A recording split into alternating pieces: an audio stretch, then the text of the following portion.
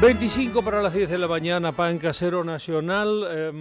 Bueno, hay muchas cuestiones de economía. Como entendemos poco, vamos a tomar una clase. Epa. Tomo nota. Primero, lo que estamos viendo es que sí está bajando a costa de sangre, sudor y lágrimas, está bajando la inflación. Está bajando rápido y eso seguramente va a traer a mediano plazo, para el que está viviendo el esfuerzo aéreo y no lo ve, seguramente ventajas. Pero bueno, vamos a ver cómo está, primero, cómo está viendo la evolución de la inflación y las herramientas para bajarla, cómo lo está viendo Enrique Quique Sebat, economista. Hola Enrique, buen día. Hola Cholo, ¿qué tal? Un gusto saludarte tanto tiempo. Igual. Decime Enrique, ¿cómo ves la evolución de la inflación en apenas 5 meses, 4 meses? Bueno, efectivamente, como sugerías en la introducción, estamos normalizando la tasa de inflación. La tasa de inflación de Argentina venía al 7-8% mensual, vino con inflación reprimida, o sea, el 7-8% mensual de masa era con precios controlados, con las tarifas, con muchos subsidios sobre las tarifas, con el dólar de 3.50 que no lo conseguía nadie, etcétera, etcétera. Ahora el presidente Milei sinceró gran parte de esa situación, todavía falta mucho, pero sinceró el tipo de cambio, descontroló, liberó algunos precios que estaban reprimidos, empezaron a reducir los subsidios en las tarifas y eso generó un fuerte aumento de la tasa de inflación que, insisto, es básicamente el sinceramiento de la inflación que Massa negó, para ponerlo en esos términos, y ahora estamos volviendo a la normalidad previa, hacia el 8-9% mensual, que es donde donde habrá que empezar a atacar en serio la inflación, porque 8-9% mensual, hoy lo festejamos, pero claramente es dramáticamente malo. Y ahí, bueno, todavía falta porque algunos precios controlados o algunos precios que se habían desregulado se han dado marcha atrás. El caso, por ejemplo, de las prepagas, que es el más conocido.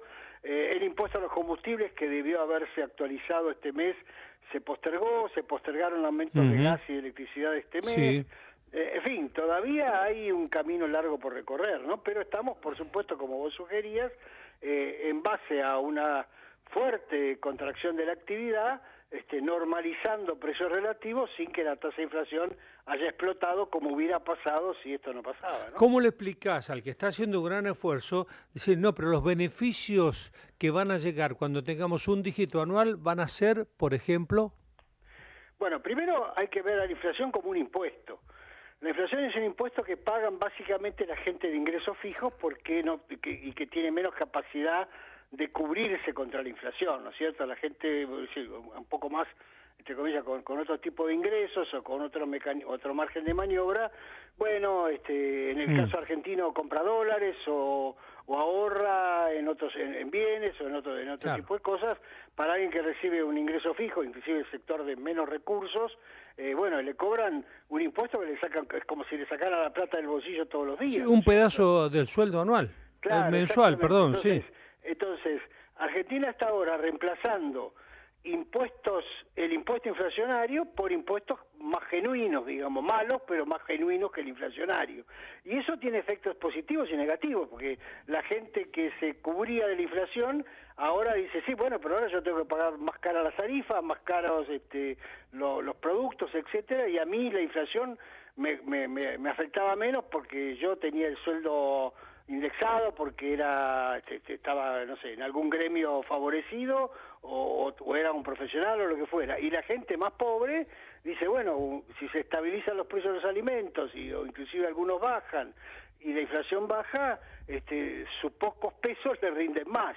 Ahora, esto es, digamos, de corto plazo. A la larga, un país que tiene bajísima tasa de inflación empieza a tener precios, ¿no es cierto? Es decir, hoy cuando vos tenés una inflación muy alta, básicamente no tenés precios, porque no sabés lo que estás pagando por cada cosa, o si te piden 10 o te piden 20, no sabés si eso es bueno o es malo.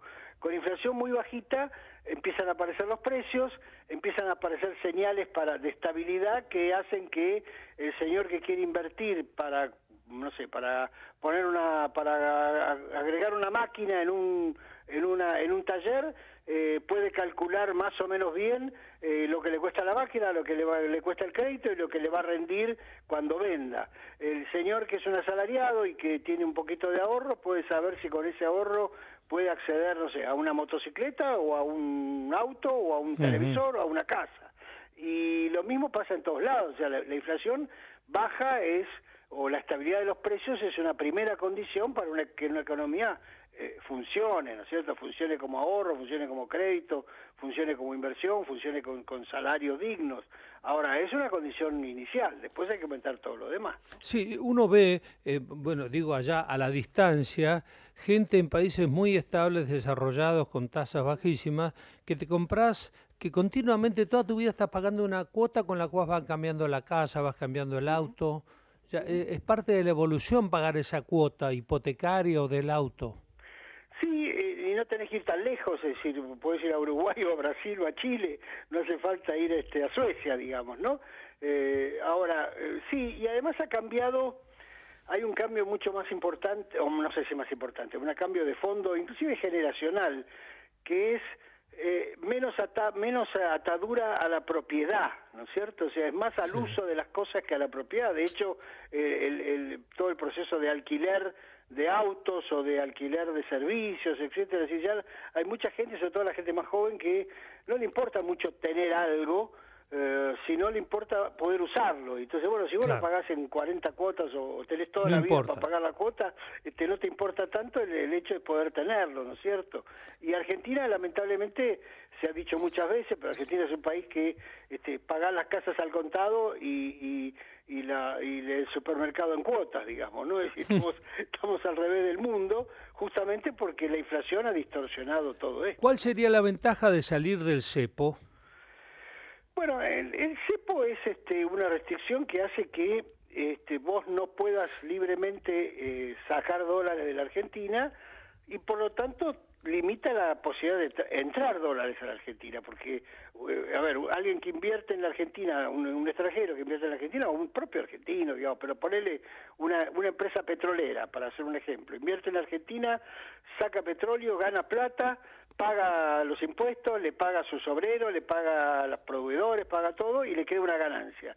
Bueno, esa ganancia la quiere recuperar, ¿no es cierto?, para hacer otra inversión en otro lado, o para distribuir dividendos, para pagar créditos, y para eso tiene que sacar los dólares. Entonces, si vos podés entrar dólares para invertir y después no lo podés sacar, no los entrás, o entras menos, o directamente dejás de hacer un proyecto. Y lo mismo pasa con todo tipo de inversión, o lo que le pasa a un productor agropecuario, que hoy vende su producción, paga las retenciones, o sea, le quedan mucho menos pesos, y encima tiene que salir, darse vuelta y ir a comprar dólares, y en vez de ir a comprar dólares, digamos, con total libertad, tiene un montón de restricciones. O sea, todas esas restricciones son problemáticas. Ahora, dicho esto, el cepo es una forma de mantener cierto orden en la economía, en el mercado de cambios, teniendo en cuenta que el Banco Central no tiene reservas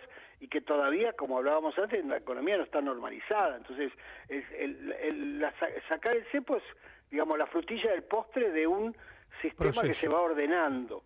Y no hay que seguir ese orden, porque si no te pasa lo que le pasó a Macri, o al gobierno del presidente Macri, que sacó el cepo el primer día y terminó su mandato poniéndolo de nuevo. Entonces tenés que armar las cosas para asegurarte que el día que sacás el cepo o que sacás restricciones al movimiento de dólares, bueno, la economía está lo suficientemente ordenada para que no se genere un desastre, ¿no? Ahora, Enrique, buenos días. Gonzalo Prado lo saluda. Buen día. Si tuviera que enumerar 4 o 5 cuestiones que se necesitan hacer previo a retirar el cepo cambiario, ¿cuáles serían? Bueno, primero, tengamos en cuenta que hoy la Argentina está en medio de una emergencia. O sea, Argentina tiene superávit fiscal, pero ese superávit fiscal se basó hasta acá en continuar la licuación que Massa le había hecho a los jubilados, porque todo el mundo, bueno, muchos dicen, la licuación que se le hizo a los jubilados el gobierno de Milei, pero la licuación empezó con Massa, digamos, ¿no? Es decir, empezó con el gobierno anterior, llevamos ya varios trimestres con caída de la jubilación. Bueno, esa licuación ahora llegó a un piso, ¿no? Y a partir de mayo se va a empezar a indexar, se habrá perdido lo que se perdió hasta acá, pero bueno, llegó a un piso. Pero te decía, una parte de la Junta Fiscal es licuación, una parte es no pagar cuentas, porque el gobierno no le está pagando a los contratos de obra pública que estaban pendientes, no está pagando generación de energía eléctrica que se debía, que también en parte había acumulado el gobierno anterior, no ha congelado transferencias a provincias, se mantiene el presupuesto viejo en muchos rubros, incluyendo el caso universidades, que es un caso aparte. Entonces, hay que pasar y está cobrando impuestos muy distorsivos, porque Argentina tiene, está el impuesto país, pero además están impuestos que realmente, fíjate, son tan malos los impuestos en Argentina que cada 5 o 8 años hacemos una moratoria y un blanqueo, digamos, ¿no? Entonces, hay que pasar de esa emergencia a un esquema fiscal más sostenible o más creíble de largo plazo. Eso, digamos, quizá con la ley bases y la ley y la reforma, no es una reforma, pero el paquete impositivo te da una pauta para empezar a trabajar. Tenés que tener más reservas en el Banco Central. El Banco Central tiene reservas, pero acumuló deuda con importadores, con lo cual hay que normalizar también ese pago de deudas. O sea, estamos en una situación relativamente provisoria, insisto, de emergencia. Entonces, cuando vos veas cuando puedas dar la señal de que pasaste de la emergencia a un programa más ordenado, más estable, más razonable en términos de que ya no tenés que recurrir a medidas tan extremas, entonces empiezan a dar las condiciones para que se vaya normalizando no solamente el mercado de cambio, sino todos los mercados. Uno ve una suerte de aprovechamiento o de temores infundados a futuro que llevaron a que un pan lactal dicen que cuesta más que en Mónaco. ¿Cómo ves eso de los precios que todavía recién ahora se están empezando a acomodar? Acá hay dos cosas que la Argentina, no quiero ser, como diría el presidente, no quiero ser arrogante, que los argentinos a veces confundimos. Una cosa es el nivel de precios y otra cosa es la tasa de inflación. Y déjame darte un ejemplo. Si vos tuvieras camisas, si la camisa en la Argentina vale invento, ¿no es cierto? El doble de lo que vale en Chile, ¿no es cierto? Ahora, si al otro mes la camisa vale lo mismo que valía el mes anterior, la inflación es 0, pero sigue valiendo el doble de lo que valía en Chile.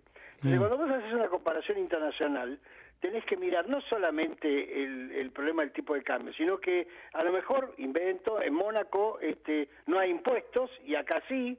En Mónaco los camioneros no cobran, horas extras por cualquier cosa, o el sindicato de camioneros no cobra ciertas cosas, y entonces el transporte del pan es más barato. En fin, hay un montón de estructuras, uno lo resume siempre con el costo argentino, ¿no es cierto? Hay un montón de cosas que hacen que un producto pueda valer más caro en Argentina que en otro país, y no necesariamente porque se le fue la mano a los empresarios, cosa que también puede pasar. Entonces vos tenés un montón de cosas, tenés la estructura impositiva, los costos de transporte, la escala, la burocracia argentina, es decir, un montón de cosas que hacen que un producto en la Argentina pueda valer mucho más de lo que vale en países donde, en vez de tener ingresos brutos, que es el impuesto en cadena, y el impuesto al cheque, y el impuesto a lo que se te ocurra, tenés un sistema impositivo más normal que tiene el IVA y el impuesto a las ganancias y nada más, o tenés un Estado mucho más eficiente, o sos mucho más productivo, y además, obviamente, volviendo al comienzo de la charla, si la inflación es baja, la incertidumbre respecto a qué precio ponés es diferente. Claro. Entonces, hay muchos empresarios que cuando empezó el gobierno no sabían muy bien qué iba a pasar con el tipo de cambio, que además el propio presidente decía el peso es un excremento, nos vamos a la hiperinflación, etcétera. Entonces, empezaron a fijar los precios en función de esas expectativas, y puede ser que a algunos se les haya ido la mano, o a muchos, y ahora algunos están tratando de normalizarlo, ¿no? Pero esas comparaciones internacionales tienen que tener en cuenta, además del dólar, que se está atrasando un poquito, tienen que tener en cuenta, te insisto, que la estructura impositiva, el Estado, la burocracia, los trámites, etcétera, son muy distintos acá que en otros países. Gracias por las explicaciones, Enrique, querido. No, al contrario, que siga muy bien. Buen fin de semana. Bueno, Enrique Llevas, economista allí, explicando un poco en términos bastante Clarísimo. sencillos qué pasa. Lo que pasa, hay una maraña tan grande que, bueno, también la historia del país hace que el comerciante se cubra. Sí, ayer lo discutía con otros colegas y te agrego un dato más a lo que dijo Enrique, la locación. No es lo Claro. mismo una prenda de ropa o un pan para darte un ejemplo, ¿no? Que se vende en un shopping que en un almacén.